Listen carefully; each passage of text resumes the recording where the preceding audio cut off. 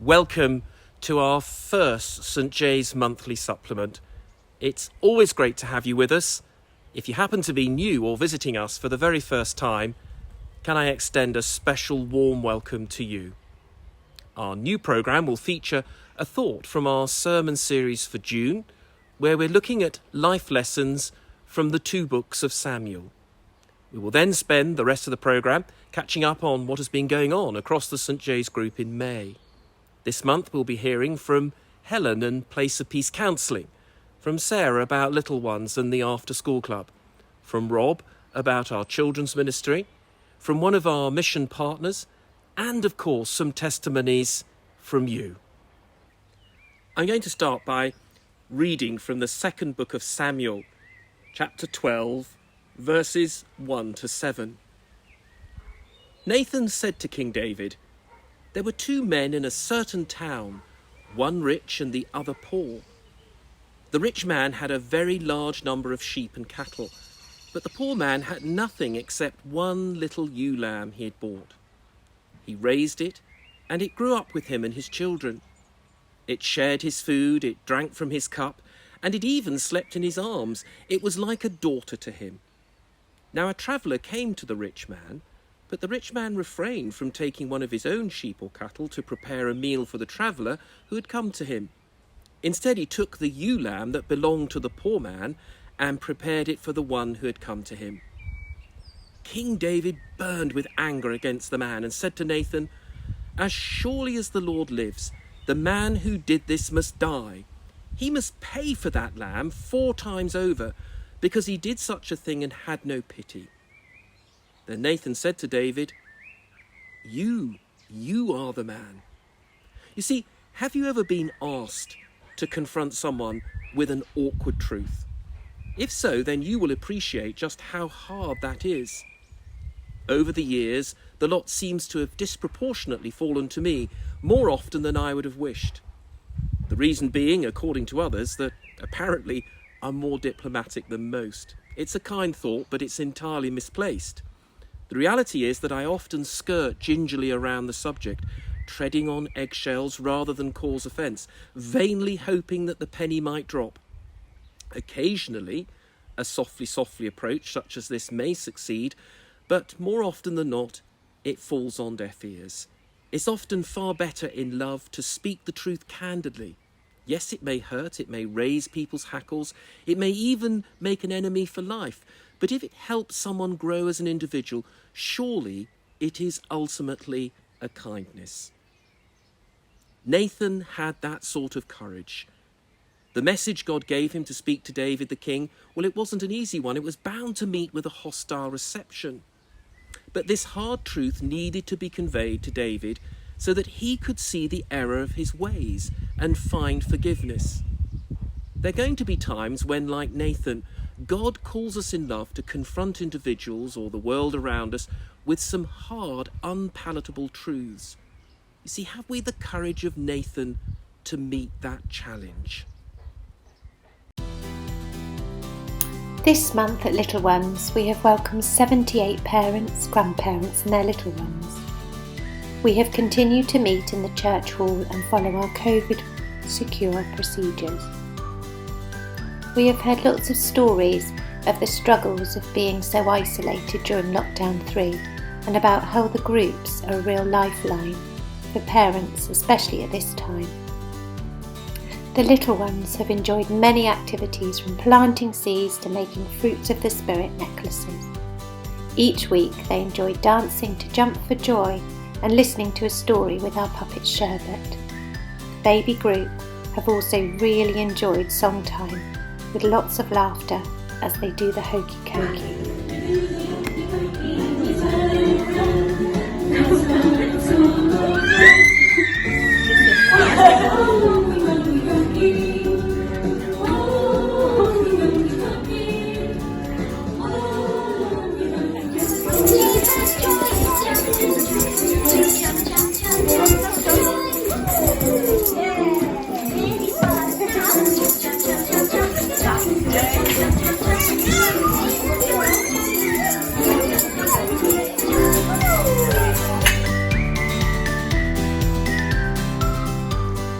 club this month, the kids have been creating things using recycled materials. One of the main themes we talk about is creation care, and the children are learning that our natural world is beautiful and that we all have a part to play in caring for the world we've been blessed to live in. Some created treasure boxes, others created dolls' houses, and some just enjoyed the process of papier-mâchéing and painting. We love to be outdoors playing at club. The kids are enjoying cricket, football, racket sports, ankle skipping,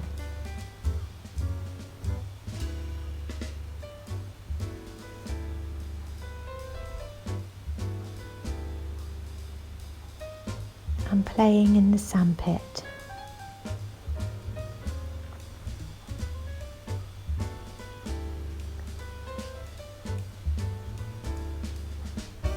They've also enjoyed constructing wonderful water runs using our new equipment.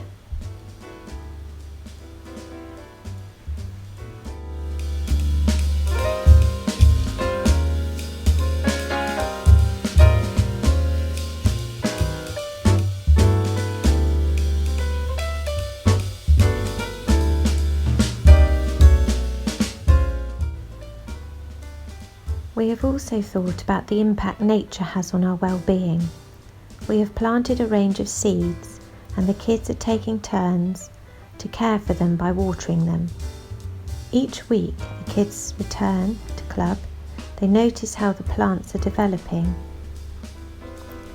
It is so wonderful that the church supports our community in this way, giving the children such a rich, safe playtime. Thank you for your prayers and encouragement.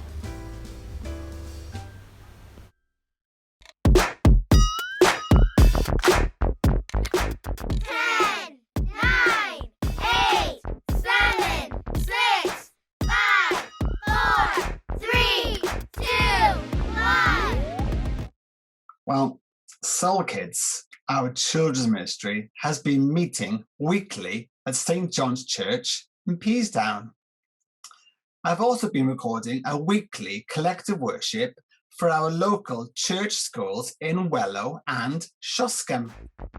Hi children, welcome back to another episode of Collective Worship with me, Rob, and our new series, Don't Worry About It.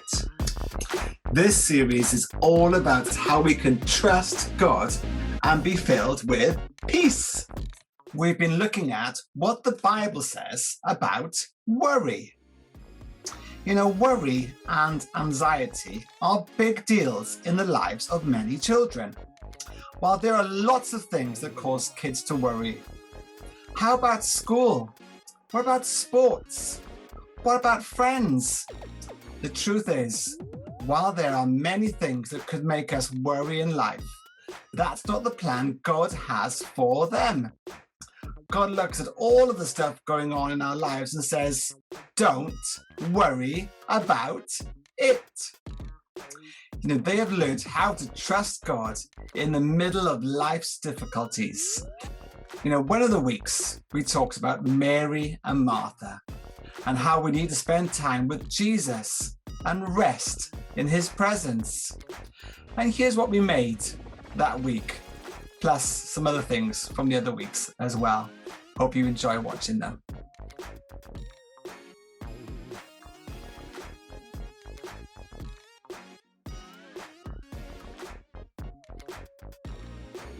Martha was doing all the cooking, that's why we're doing this. And what did Mary do? Just relax with Jesus. Oh, good. If I feel worried or stressed out, I will run to God.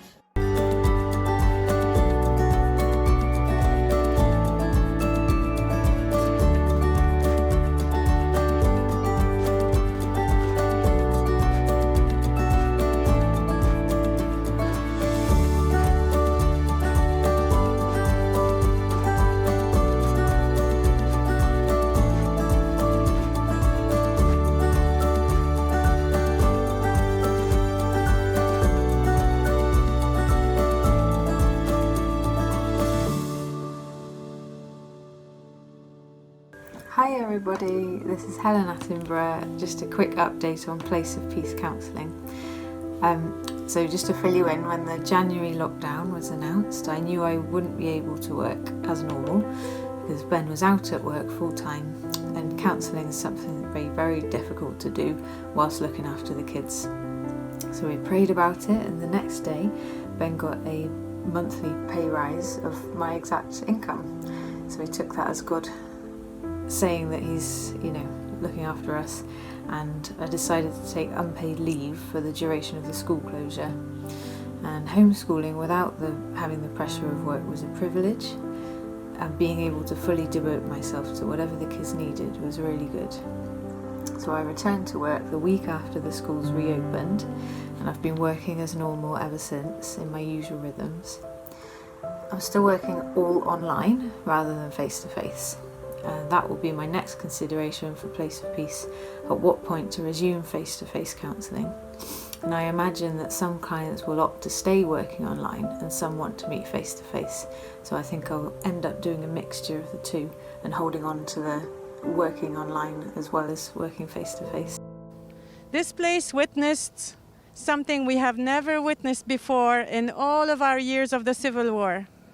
This tragedy today amounts to 135 dead, to 5,000 injured, a lot of people missing, 300,000 families homeless.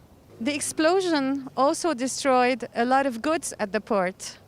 We hear of our wheat, for instance, stacks of medicine, and every day we hear of new shortages. Behind me is one of the initiatives of the youth of Lebanon, the youth of Beirut, cleaning, distributing water to those who are volunteering, distributing sandwiches, bread to the old people, to all those who live alone. The Lebanese people today need hope. They have lost hope in their politicians. They have lost hope in the future. Please pray. Pray for protection from another civil war. Please pray for protection from immigration as well. A lot of our young people will want to leave now.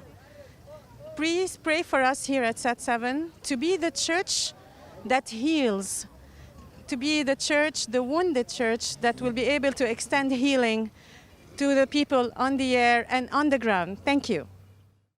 It's been 3.5 months since I arrived here in the St J's group, and I really want to thank everyone for such a warm welcome. I've really enjoyed beginning to get to know some people, initially by going on walks and sitting in gardens, but now we're allowed to meet in cafes and in homes. So looking forward to continuing to get to know more people. Just before Easter, Matthew preached a sermon about the 40 spies who went into the Promised Land for 40 days to spy out the land and see what was going on.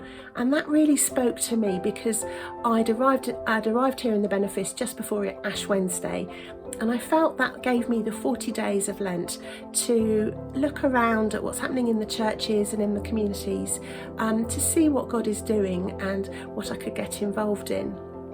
I've been having lots of different thoughts, but I wanted to update you on what I've started to get involved in so far.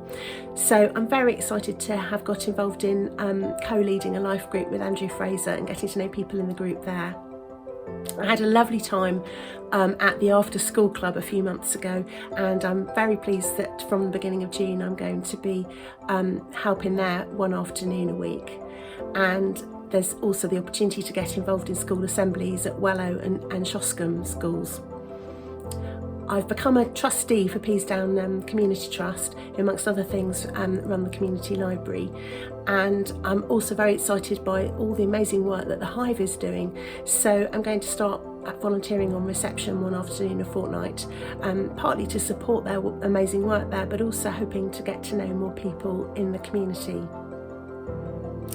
We've signed the church up to be a Hong Kong ready church. There are many people who will be arriving in this country from Hong Kong this year, and although they're not refugees, they are going to need help in settling into a new culture. And the churches through this country want to give people a better welcome than they did for the Windrush generation. So we're signed up to welcome people either into church or to signpost them to local services. And if we're finding that people from Hong Kong are moving into our communities, then of course I will be getting in touch with people to see if I can get some help. But we'll see first of all how much need there is for that. I would really value your prayers for me towards the end of June, when I'm going to be ordained as a priest, which means that I'll be able to take on more roles than I can at the moment, and really excited that means that, for example, I'll be able to celebrate communion services. So I'll be going on a retreat for a few days before that, and before the service on the 26th of June. So thank you again for all your welcome and encouragement, and for those I haven't got to know yet, really looking forward to getting to know you soon. Thank you for being with us. It's always a delight to see you. I trust that you enjoyed our first programme, and can I please encourage you to send material in for our July programme, which will be aired on Sunday, the 4th of July.